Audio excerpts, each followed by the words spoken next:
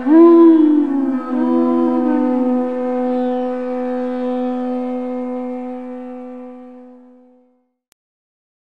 नमो भगवते वासुदेवाय।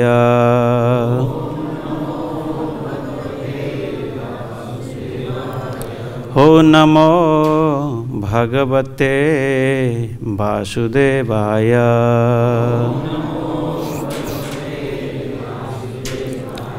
ओ नमो भगवते वासुदेवाय।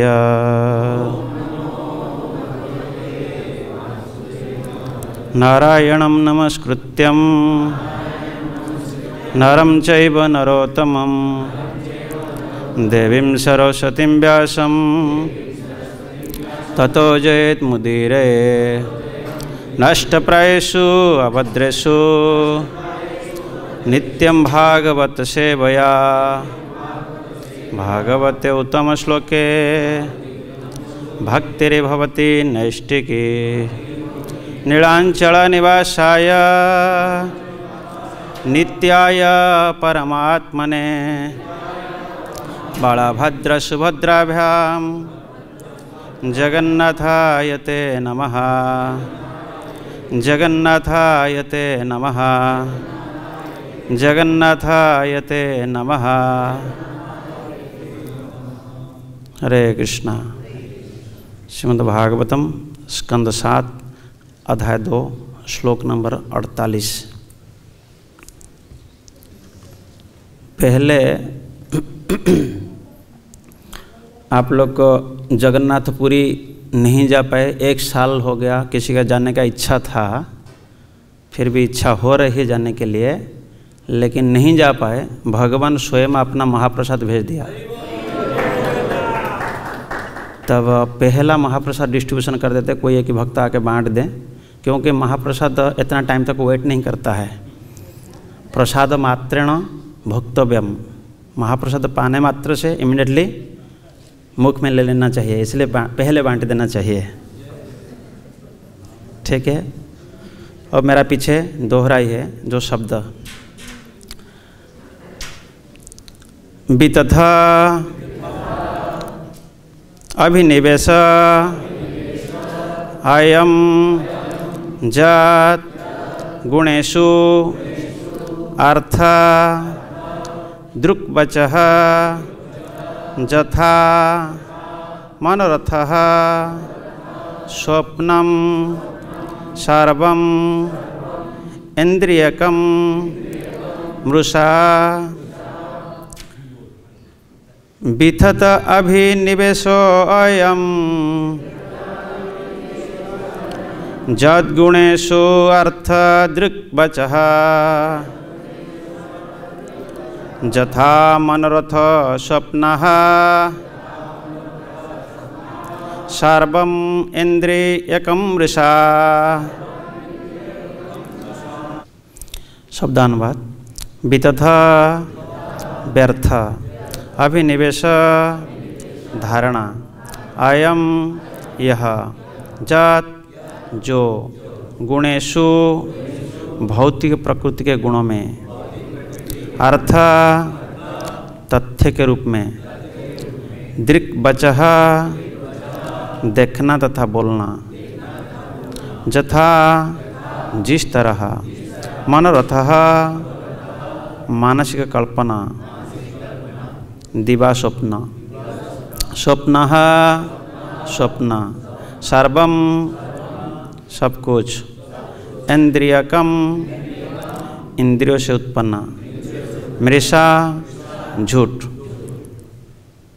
अनुवाद और तात्पर्य अभयचरण में भक्तिवेदांत स्वामी शिला प्रभुपाद के द्वारा। शिला प्रभुपाद की भौतिक प्रकृति के गुणों तथा उनसे उत्पन्न तथाकथित सुख तथा दुख जो वास्तविक रूप से देखना तथा उनके विषय में बात करना व्यर्थ है। जब दिन में मन विचरता रहता है और मनुष्य अपने को अत्यंत महत्वपूर्ण समझने लगता है, या जब वह रात में सपने देखता है और अपने को किसी सुंदरी के साथ रमण करते देखता है, तो ये मात्र मिथ्या स्वप्न होते हैं।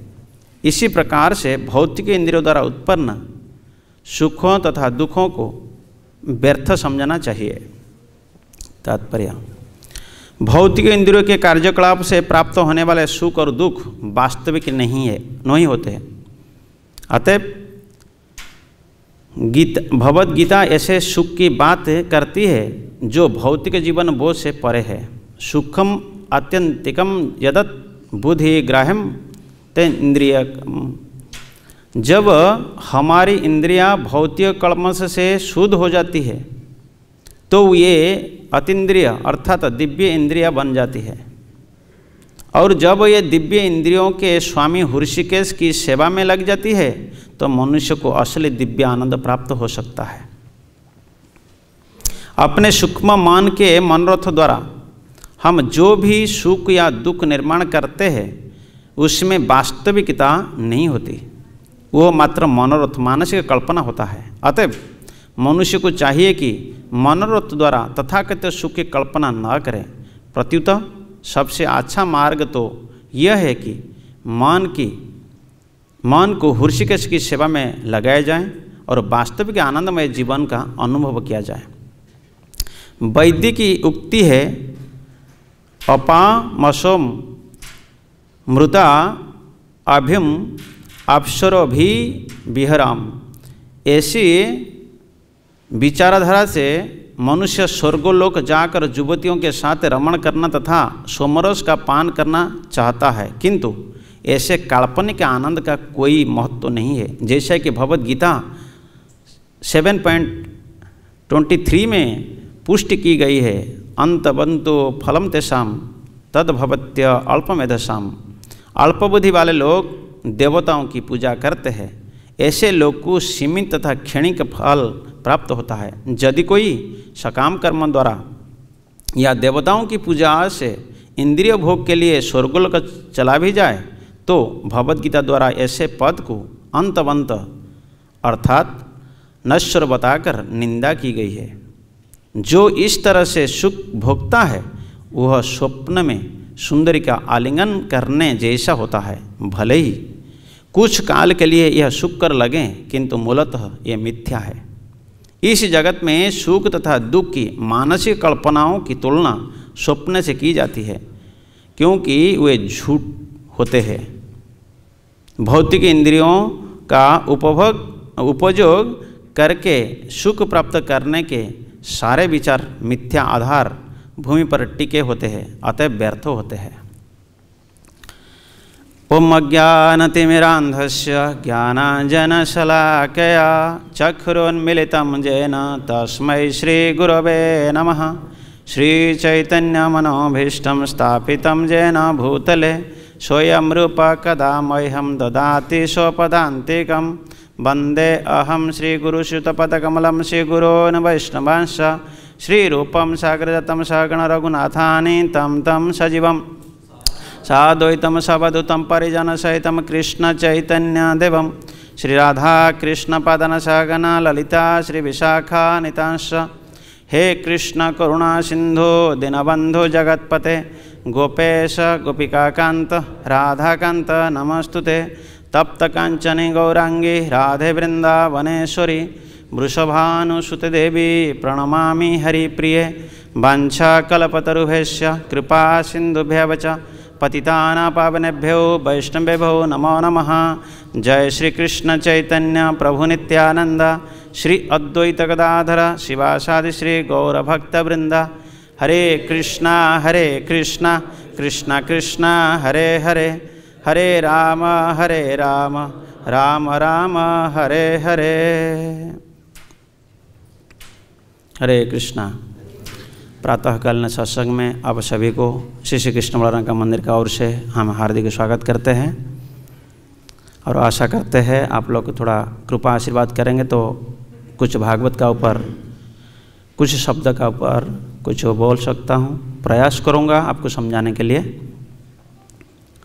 ऐसा तो क्योंकि भागवत बोलने का हमारा अधिकार नहीं होता है, लेकिन जब सेवा दिया जाता है इसको करना पड़ता है। एक ही प्रकार की सेवा माना जाता है। क्योंकि ये नित्यम भागवत सेवया जो प्रत्येक दिन हमारा ये कक्ष चलता है। तब आप ये जो श्लोक सुन रहे हैं, मैं इसका पीछे नहीं जा रहा हूँ, क्योंकि क्या होता है बहुत सारे भक्त लोग जब बैठते हैं फिर पीछे चला जाता है। बहुत हर दिन यही सुनते आ रहा है, भाई हिरण्यक का पत्नी रो रहा है ना, हिरण्यकशिपु समझाया उनका भतीजा लोग को, और क्या हुआ इसका बाद जमदूत तो छोटे बच्चा बन कर आ गया, है कि नहीं। यही तो हर दिन चल रहा है, यही चीज़ को हमें सुनते सुनते फिर हमारा कान पक जाता है, अरे क्या बोलते हैं, वही तो काल भी बोल रहा था, वही ऐसा ही होता है ना।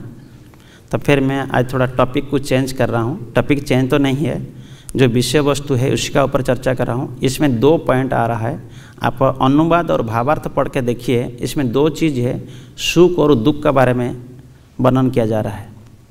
व्यक्ति कब सुखी होगा और कब दुखी होता है, दुख का कारण क्या है और सुख का कारण क्या है, और जो अनंत सुख को प्राप्त करना चाहते हो क्या करने से अनंत सुख मिलेगा, और दुख कहाँ से प्रकट होती है। देखिए हाँ, मैं सुख और दुख को क्या मानते हैं, सुख और दुख का डेफिनेशन क्या है और सुख का डेफिनेशन क्या है। हमें दुख इसको मानते हैं अपना इंद्रिय तृप्ति में बाधा आने का बाद हमें दुखी होते हैं, सही? यस और नो बोलिए। और इंद्रिय तृप्ति में बाधा नहीं है तब हम सुख मानते हैं, ये चीज़ होता है। लेकिन यहाँ पे ये जो इंद्रिय है, ये भौतिक जगत में भौतिक इंद्रिय मतलब जड़ इंद्रिय, जड़ इंद्रिय मतलब प्राकृत इंद्रिय से अप्राकृत वस्तु को देखना और अप्राकृत का सेवा में लगना इतना आसान नहीं। हमें जड़ इंद्रिय में देखते हैं। इसी जिस प्रकार हमें वृंदावन में रह रहे हैं, क्या हमें अपना को खुद अनुभव आ रहा है? हम वृंदावन में रह रहे हैं, अनुभव आ रहा है? नहीं आ रहा है। जड़ इंद्रिय में, जड़ बुद्धि में, जड़ ज्ञान में, जड़ शरीर में हमें हर चीज़ जड़ दिखाई दे रहा है। और ये कब होगा? जब इंद्रिय दिव्य होगा। और इंद्रिय दिव्य कब होगा? जब हृषिकेश का सेवा में लगेगा। प्रभुपाद यहाँ पे मेंशन कर दिए, जब हृषिकेश का सेवा में लगेगा। इसलिए तो भक्ति रसामृत सिंधु का एक श्लोक आता है ना, सर्व उपाधि विनिर्मुक्तम तत्परितन निर्मलम हृषिकेण हृषिकेश सेवनम भक्तिर उच्यते। हृषिकेण और हृषिकेश, ये दोनों शब्द में अंतर क्या है? हृषिकेण मतलब इंद्रिय और हृषिकेश मतलब भगवान, जो इंद्रियों का स्वामी है, उनका सेवा करना है, उनका सेवा करना है सारा इंद्रियों को। और जब सारा इंद्रिय भगवान का सेवा में लगता है तब जाके इंद्रिय तब दिव्य बनते, नहीं तो सारा इंद्रिय जड़ है। दिव्य बनाने के लिए जिस प्रकार एग्जाम्पल देने से समझ सकते हैं, शास्त्र में प्रमाण भी है, ये शरीर कभी भी पवित्र नहीं हो सकता है। ये शरीर को पवित्र करना चाहते हो, शरीर प्रत्येक दिन आप स्नान कर रहे हैं, प्रत्येक दिन मंत्र पाठ कर रहे हैं, फिर भी शरीर को पवित्र करना है, तब शरीर को पवित्र करने के लिए शरीर को प्रत्येक अंग को भगवान का सेवा में लगाना। जिस प्रकार महाराज अम्बरीश प्रत्येक इंद्रिय को भगवान का सेवा में जड़ित किए सारा, तब जाके क्या होगा? सारा इंद्रिय दिव्य होगा, हर इंद्रिय को भगवान का सेवा में लगाने का।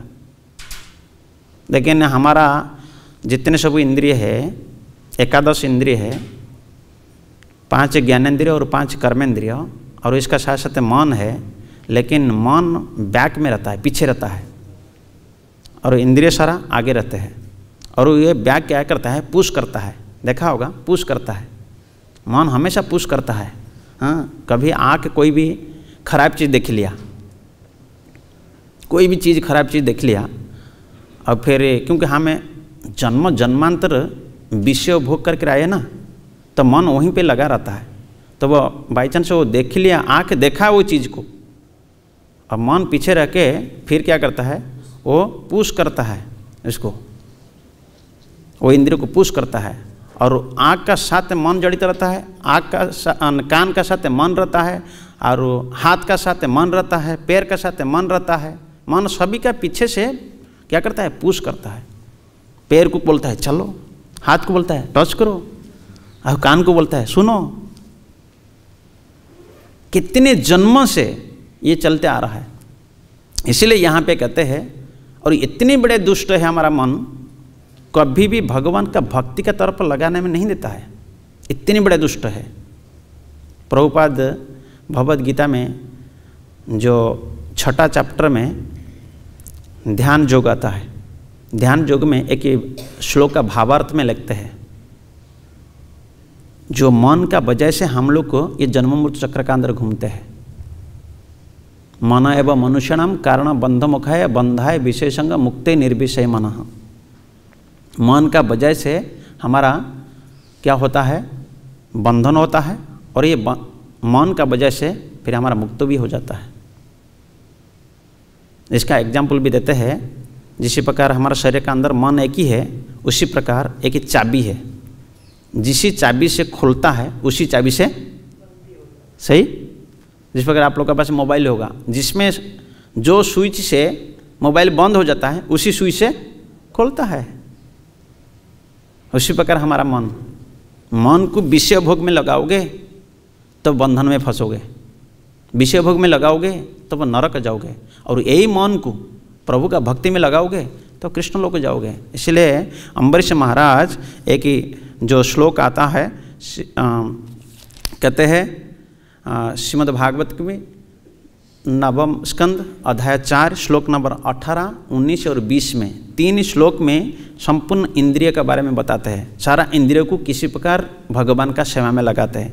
सबई मन कृष्ण सबई मन कृष्ण पदार बिंदयो पंचाशी वैकुंठ गुणानुवर्णने करौ हरिमंदिर मार्जनादिशु श्रुतिंच कराचित शतकोत्थदय। इसमें 4 आता है। पहला आता है सबई मन कृष्ण, मन को भगवान का चरणारविंद में लगाना है। क्यों लगाना है? क्योंकि भगवान का चरण में जो निशान है, भगवान का बाएं चरण और भगवान का दाएं चरण में टोटल मिला के 19 निशान है। वो 19 निशान में आपको मन को केंद्रित करना चाहिए। इसलिए प्रत्येक व्यक्ति को कहा जाता है भगवान का चरण पे मन लगाओ, ध्यान करो, भगवान का चरण को ध्यान करो। भाई भगवान का चरण में है क्या? हम ध्यान लगाना कहा जाता है, चरण दर्शन करने के लिए कहा जाता है। ये जो भगवान का चरण पे निशान है, वो निशान क्या करते हैं? आपका विषय भोग को छेदन कर देता है। भगवान का जिस प्रकार भगवान का हाथ में आयुध पकड़े है और भगवान का चरण पे, इसी प्रकार ये 4 आयुध भी भगवान का चरण पे निशान है। शंख चक्र गदा पद्म तो है, छत्री भी है, जौ भी है, और ऐसा चतुर्भुज का टाइप पे बना हुआ है। ये सब अलग अलग का काम के लिए। किसको ध्यान करने से आपका कौन सा विषय भोग खंडित होगा? हमारा ज़्यादा से ज़्यादा भक्त लोग सिर्फ यही शंख चक्र, मतलब सिर्फ चक्रों को आप ध्यान करोगे तब क्या होगा? हमारा संपूर्ण सभी विषय चीज़ को खंडित कर देंगे। इसलिए कहते हैं मन को भगवान का चरण पे, अम्बरीश महाराज कहते हैं सबई मन कृष्ण पदार बिंदयो, भगवान का चरण पे मन लगाओ। लेकिन हमारा मन लगता है? बताइए। सत्य युग में मन लगता था, युग में परिवर्तन हो गया ना। सत्य युग में मन कभी भी हिलता नहीं था, कभी भी हिलता नहीं था। आज का टाइम पे मन टिकता नहीं है कि नहीं? एक ही माला करने का टाइम पे मन कितना दूर तक जाता है? आप खुद बताइए, सभी को एक्सपीरियंस होगा। 2 सेकंड में।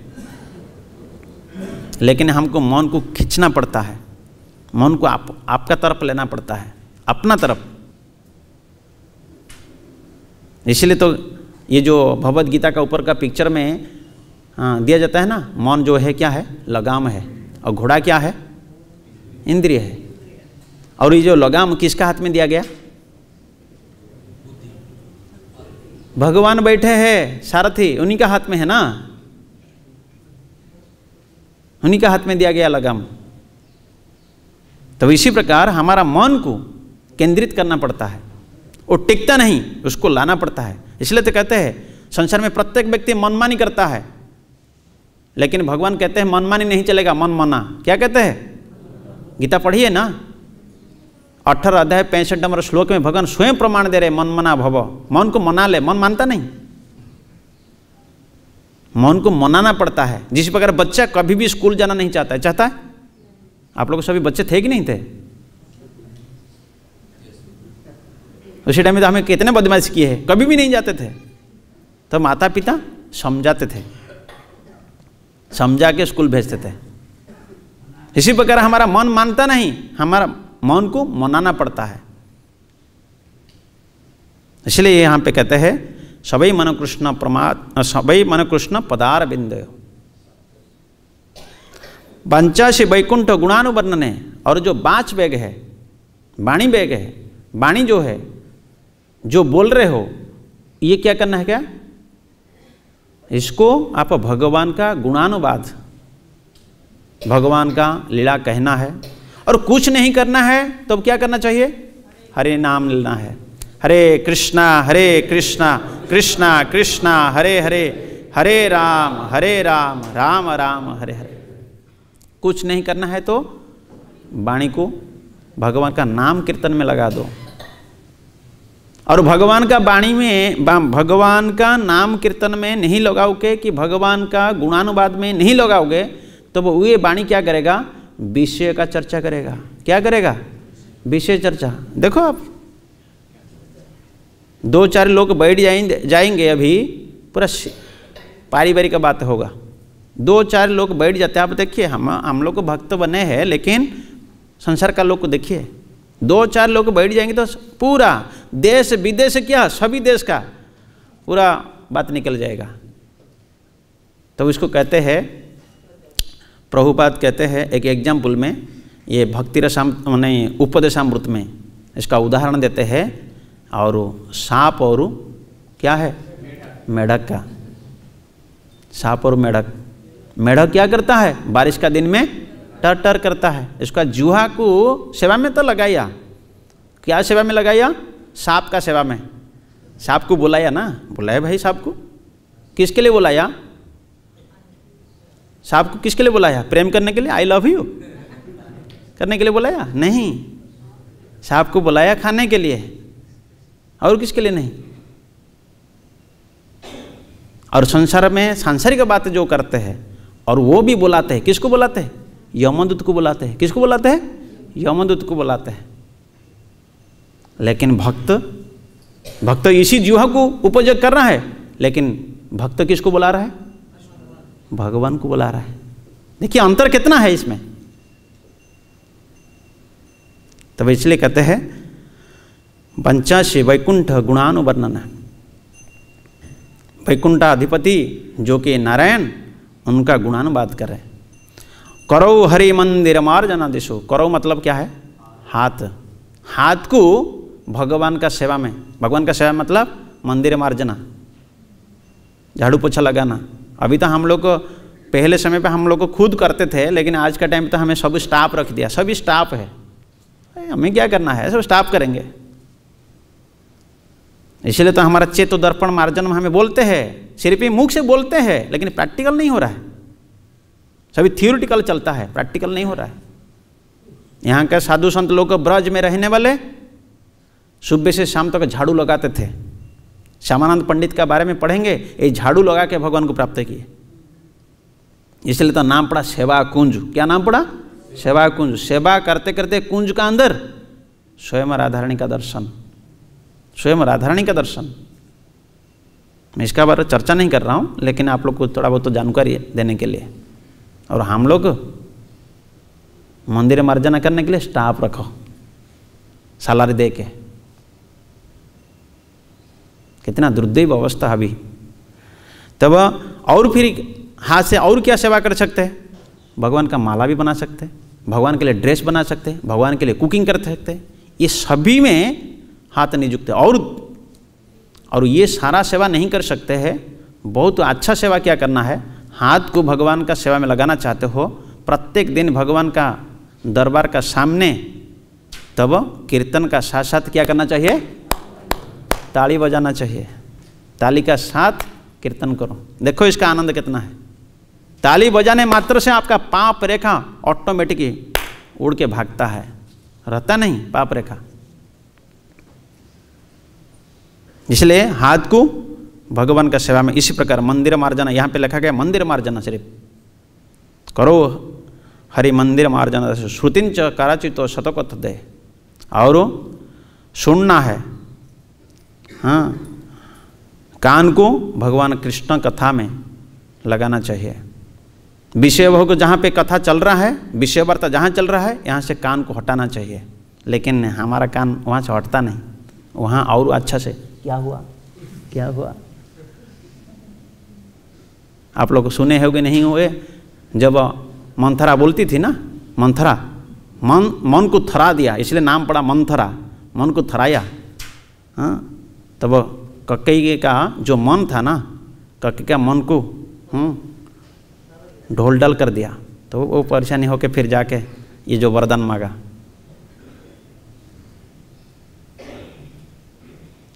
वो विषय का चीज़ को, क्योंकि कान ये विषय का चीज़ सुनना ज़्यादा चाहता है, भक्ति के बारे में सुनना कान पसंद नहीं करता है।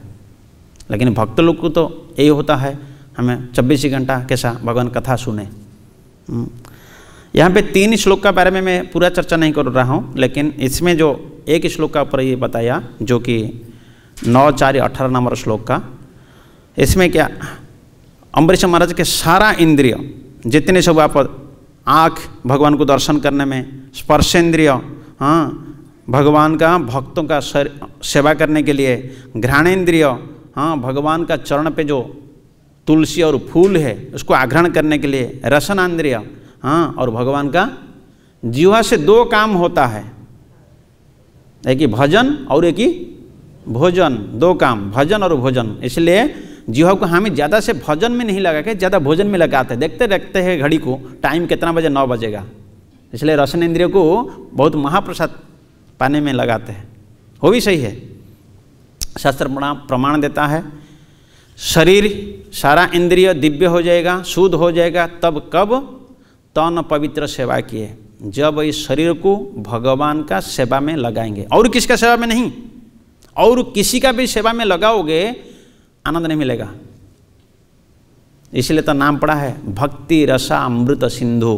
क्या नाम पड़ा है? प्रभुपाद ने लिखे भक्ति रसामृत सिंधु। भक्ति मतलब सेवा, रस मतलब वो सेवा करके, और किसका सेवा करके?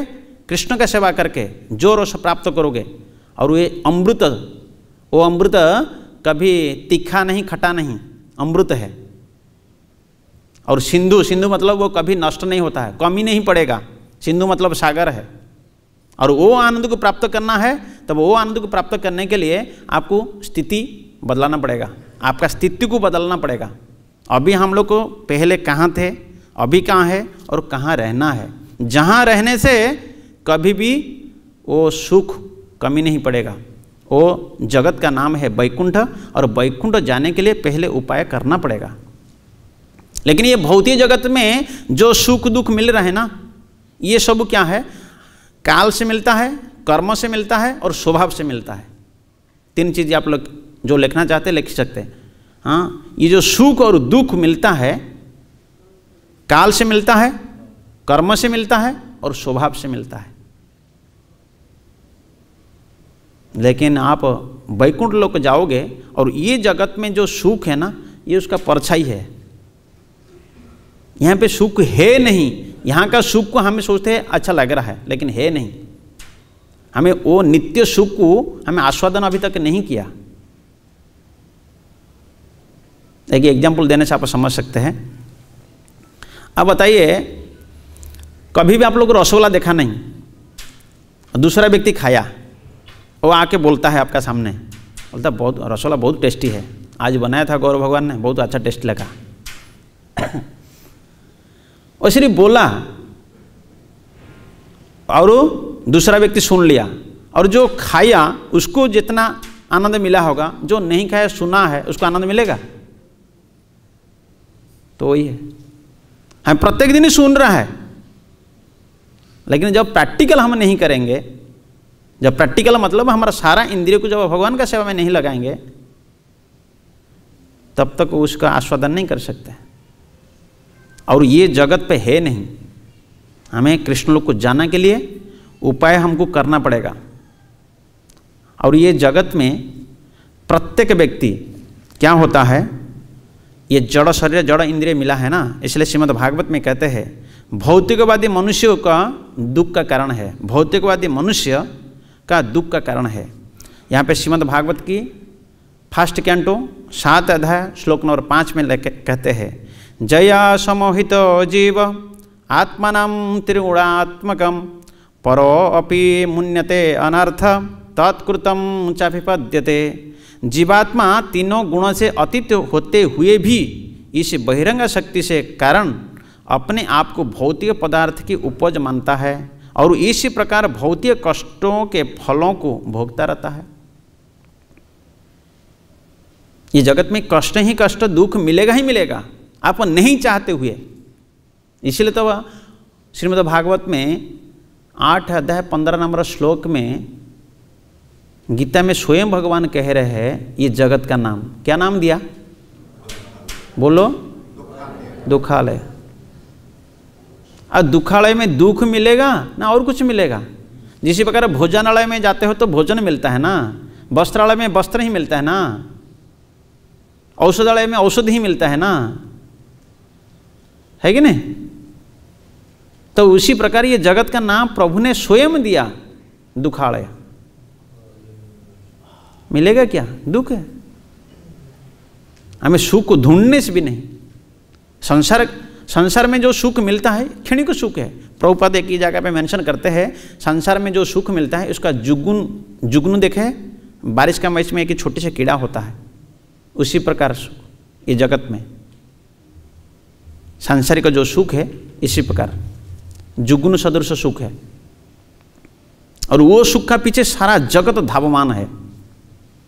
उस सुख का पीछे कहते हैं संसार से बंधन जोड़ते तो दुख का अंत नहीं। संसार का साथ है आप संबंध जोड़ोगे तब दुख का अंत नहीं होता है, लेकिन भगवान से संबंध जोड़ते हो तो सुख का अंत नहीं। तब आप किसका साथ संबंध जोड़ना चाहिए, हाँ, लेकिन होता है क्या। अभी हम बताएंगे, यहीं पे बैठे 24 घंटा अभी नाम कीर्तन चलेगा, देखते हैं। अभी 2 सेकेंड 9:02 पे इमीडिएटली कॉल आ जाएगा, प्रभु जी आ जाइए ना, घर पे परेशानी है। परेशानी हो नहीं हो, इमीडिएटली हमको जाना पड़ेगा। ये क्लास छोड़ो, क्या करना है। होता है क्या, पहले हमारा संसार का साथ संबंध है, संसार का साथ संबंध प्लस उसका साथ फिर शरीर का साथ जो नश्वर है, ना संसार रहेगा ना शरीर रहेगा। ये दोनों क्या है, नश्वर है, अनित्य है, नित्य नहीं है। लेकिन हम शरीर का प्रति आसक्त प्लस संसार का प्रति आसक्त। ना शरीर का प्रति विरक्त आ रहा है, ना शरीर का प्रति विरक्त आ रहा है, ना संसार का प्रति विरक्त आ रहा है। कितने लोग का विरक्त आ रहा है, हाथ उठाए। मेरा तो होता नहीं, आता है विरक्त। सुख पाना चाहते हो दूसरों को सुख दो, जैसा बीज बोगे ऐसे ही खेती होगी। आप सुख चाहते हो दूसरा को सुख दो, लेकिन आज का टाइम पे हम लोग दूसरा को किसी को सुख देना नहीं चाहते, पहले उनको दुख देना चाहते हैं। पहले दुख देना चाहते हैं, सुख देना नहीं चाहते हैं। तब समय हो जाता है। मेरा और एक चीज़ बताने के लिए था, जो चीज़ क्योंकि प्रत्येक व्यक्ति चाहता है ऐसा आनंद को प्राप्त करें जो जगत में जाने मात्र से वो आनंद कभी ख़त्म नहीं होता है। कहते हैं अवधौ विधौ बधुमुखे फणि निवास स्वर्गे सुधा वसति वै विबुधा वदन्ति। इसका अर्थ क्या है, अवधौ। कुछ लोग कहते हैं स्वर्ग जाने से सुख मिल जाता है, स्वर्ग जाने से व्यक्ति को अमृत मिल जाता है, स्वर्ग जाने मात्र से क्या होता है, व्यक्ति अमर हो जाता है। हाँ, उसका स्वर्गलोक में भी ब्रह्मलोक से पाताल लोक तक जितने सब जीव है सभी का ये जन्म मृत्यु चक्र चलता है। सिर्फ एक ही जगत है जो कि वैकुंठ जगत, वो जगत में ये जन्म मृत्यु चक्र नहीं होता है। और वैकुंठ का ऊपर है फिर गोलोक वृंदावन, जहाँ पे कृष्णा नित्य निवास करते हैं। जिस प्रकार वृंदावन में कृष्ण नित्य निवास करते हैं, ये भौम वृंदावन है और गोलोक वृंदावन जो है वहाँ पे भगवान नित्य निवास करते हैं और वहाँ पे भी जन्म मृत्यु चक्र नहीं होता है। लेकिन ये ब्रह्मलोक से लेके पाताल लोक तक हर जीव का ये जन्म मृत्यु चक्र चलता है। लेकिन यहाँ पे कह रहे हैं अवधौ विधौ बधुमुखे फणि निवास है स्वर्ग सुधा वसति वही विबुधा पतंती। अवधौ मतलब क्या है? समुद्र। अवधौ क्या मतलब? समुद्र। और समुद्र का जल कैसा है? खारा। समुद्र का जल खारा है और इसको कोई एक बूंद पान कर सकते हैं? एक बूंद भी पान नहीं कर सकते, पी नहीं सकते।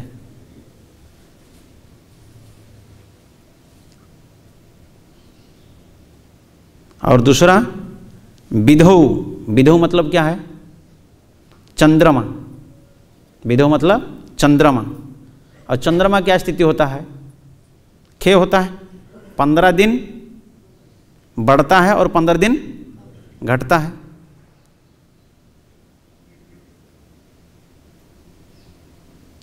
फिर बधुमुखे। फिर बधु मतलब स्त्री। स्त्री का मुख में क्या अमृत है? देखिए ना समुद्र में अमृत है, समुद्र में अमृत होता था तब खरा है ना, और चंद्रमा में अमृत है, चंद्रमा में अमृत होता है फिर घटता है, घटता बढ़ रहा है। और अमृत पान करने मात्र से, अमृत पान करने मात्र से व्यक्ति का अमर हो जाता है। लेकिन ये नहीं हो रहा है। बधुमुखे मतलब स्त्री। स्त्री और स्त्री का मुख में अमृत है नहीं ना? स्त्री का मुख में अमृत नहीं है। कभी कभी ऐसा निकल जाता है, मतलब जहर भी निकल जाता है कभी कभी। इसलिए तो कभी कभी पति लोग को डिवोर्स करना पड़ता है। बुरा नहीं मानना।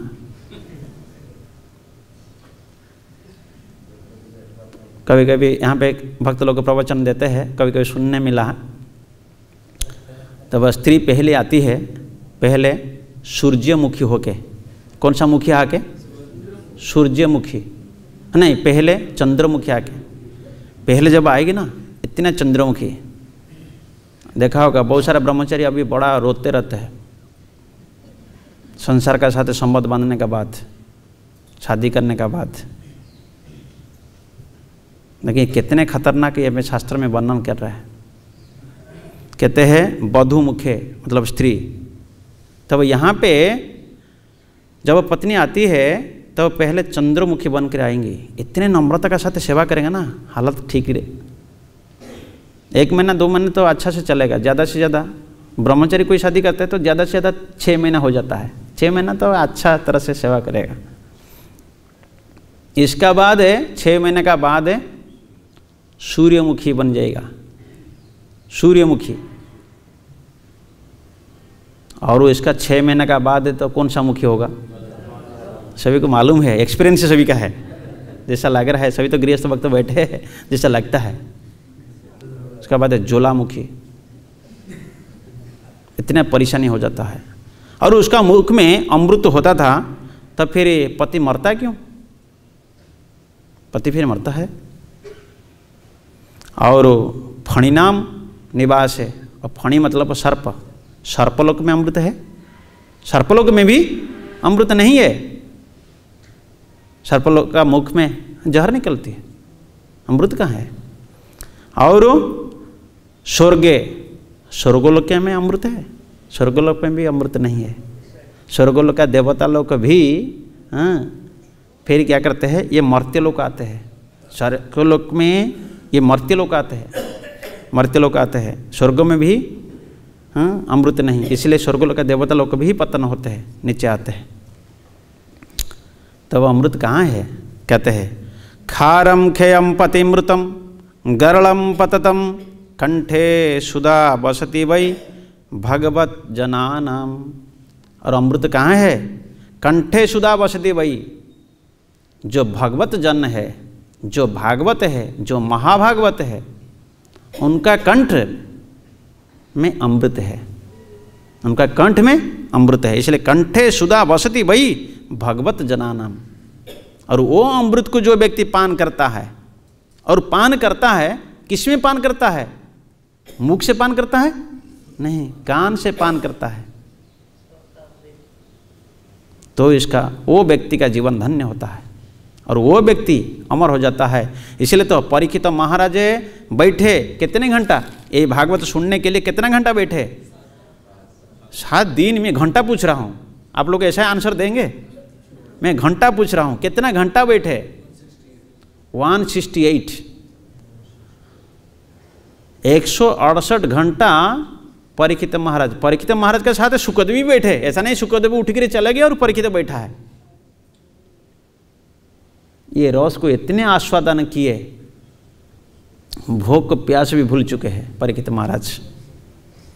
ना सुखदेव महाराज को भूख प्यास लग रहा है, ना परीक्षित को भूख प्यास लग रहा है, लेकिन हम तो भूख प्यासी वाले बैठे हैं। सही है कि नहीं? और ये रस को जो पान करता है वो व्यक्ति अमर होता है, वो व्यक्ति का। पर हमें हर व्यक्ति बोलता है परीक्षित महाराज का 7 दिन में मृत्यु होगा, मृत्यु होगा, मृत्यु होगा। भाई क्या मृत्यु हो? अमर है ऑलरेडी, उनका शास्त्र में प्रमाण दिया जाता है। परीक्षित महाराज के लिए हम लोग को भागवत श्रवण कर पा रहा है। अब परीक्षित महाराज नहीं होते हैं तब हमारे पास भागवत आता था? भागवत नहीं होता था। ये परीक्षित का बड़ा दया है, कृपा हो, जो कि हमें भागवत हमारा पास आया और ये धरती पे भागवत आया। ये परीक्षित महाराज के लिए, परीक्षित महाराज का गुणगान करना चाहिए। जो परीक्षित महाराज को स्वयं भगवान गर्भ का अंदर में बचाया। किसी भक्त का मन में प्रश्न इसी प्रकार आता है, भाई गर्भ का अंदर में भगवान जब सुरक्षा दिया तब वहाँ पे भी सुरक्षा दे सकते थे, वहाँ पे भी सुरक्षा दे सकते थे, जो श्राप से बचा भी सकते थे, लेकिन नहीं। भगवान, ये भगवान लीला था, जो ऐसा कर देते थे तो भागवत आपका सामने प्रकट नहीं होता था। ये कारण से जब भगवान गर्भ का अंदर में परीक्षित को सुरक्षा दे सकते हैं, क्या शमीक ऋषि का बेटा श्रृंगी का ये नहीं कर सकते थे? ये श्राप को काट नहीं सकते थे? काट भी सकते थे, लेकिन ये नहीं किया, इसीलिए क्योंकि आपका सामने भागवत प्रकट नहीं होगी। भागवत प्रकट कराने के लिए, और ये भागवत तो अमृत है और ये अमृत को पान करना चाहिए। बहुत सारा अलग अलग का श्लोक भी, अलग अलग का शास्त्र में वर्णन भी है। जिस प्रकार ये सुख दुख से बचने के लिए मैंने बहुत सारे नोट किया था, इसको सारा चीज़ बताने के लिए तो इतना टाइम नहीं। अभी ऑलरेडी 2 मिनट अवसर भी बाकी रहा, क्योंकि हम अपना टाइम पे छोड़ते हैं भक्त लोगों के। प्रसाद पहला, ये प्रसाद बाद में, अभी पहले प्रसाद होता है। सही?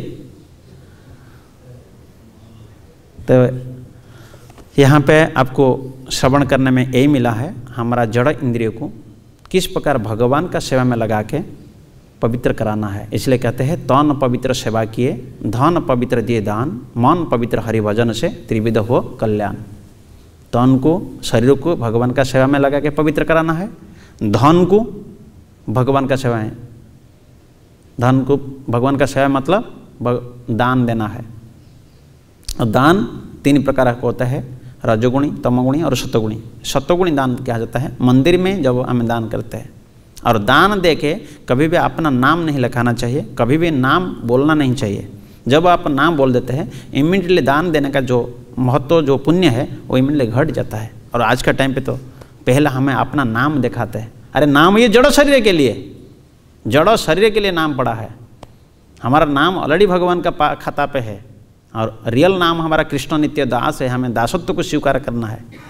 नाम लिखाना भाई रसीद काटो हमारा नाम से हाँ, तब धन पवित्र होगा दान देने से, और मन पवित्र हरि भजन से। मन को पवित्र कराना चाहते हो तो वो हरि भजन में मन को लगाना है।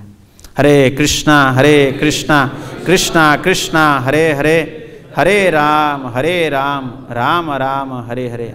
शील प्रभुपाद की गौर प्रेमानंदे।